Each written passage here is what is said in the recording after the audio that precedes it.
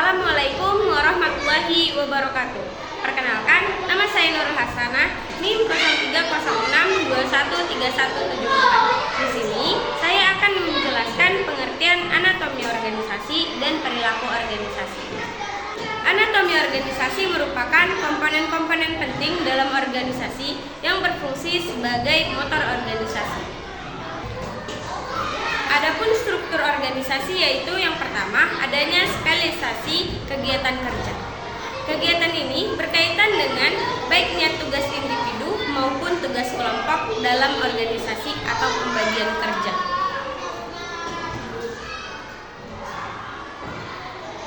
Yang kedua, adanya standarisasi. Kegiatan ini berkaitan dengan tata kerja, prosedur kerja, dan sistem kerja yang digunakan dalam organisasi.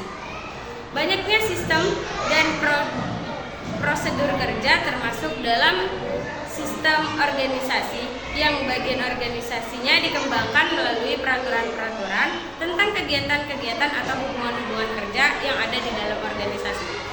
Yang ketiga, adanya koordinasi kegiatan kerja. Kegiatan ini berkaitan dengan pengintegrasian dan penyelenggaraan fungsi-fungsi dan unit-unit dalam organisasi yang berkait atau yang saling bergantungan.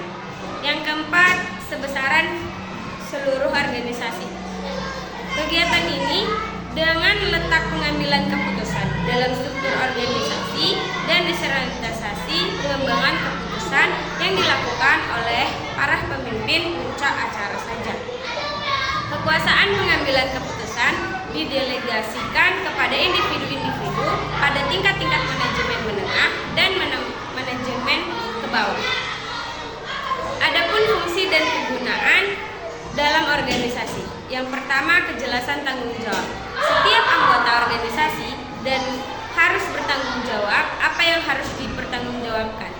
Di setiap anggota organisasi harus bertanggung jawab kepada pemimpin atau atasan, memberikan kewenangan karena pelaksanaan kewenangan itu yang harus dipertanggungjawabkan.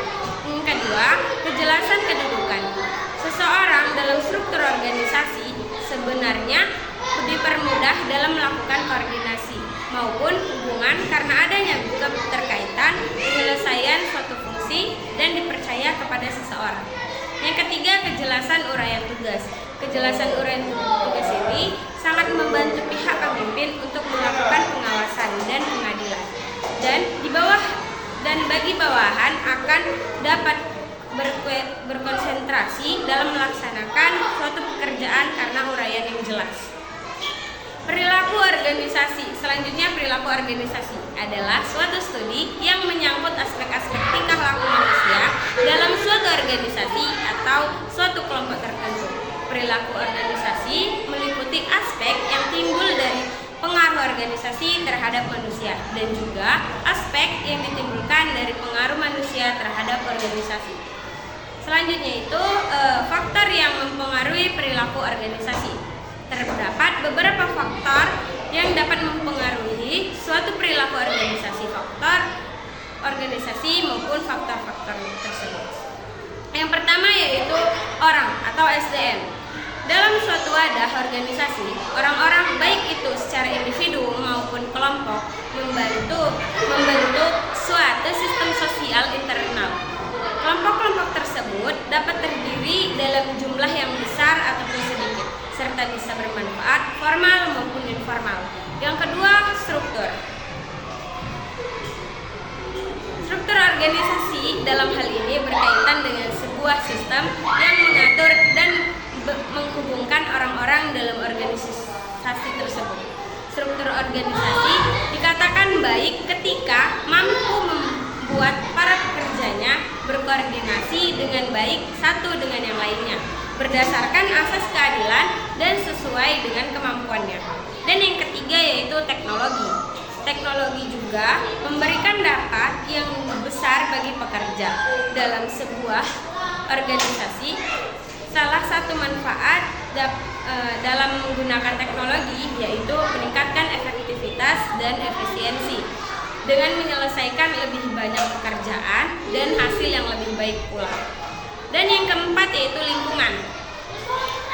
Berdirinya sebuah organisasi atau perusahaan tertentu berawal dari sebuah sistem besar yang memiliki banyak elemen di dalamnya, seperti pemerintahan, keluarga, dan organisasi lainnya. Dan yang terakhir yaitu manfaat perilaku organisasi. Setelah mengetahui faktor-faktor yang mempengaruhi perilaku organisasi, selanjutnya yaitu harus mengetahui bersama-sama manfaat dan perilaku organisasi.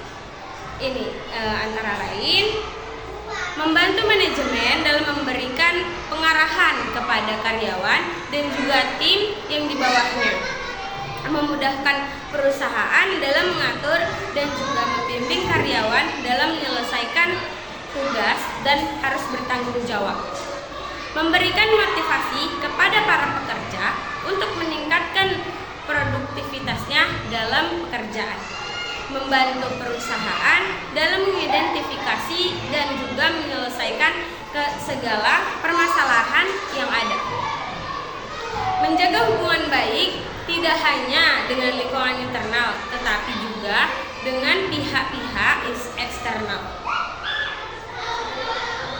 memudahkan perusahaan dalam mengidentifikasi tujuannya dan juga kebutuhan dari setiap karyawan yang ada. Baik, itu saja yang dapat saya sampaikan. Lebih dan kurang saya mohon maaf. Wabillahi taufiq wal hidayah. Wassalamualaikum warahmatullahi wabarakatuh.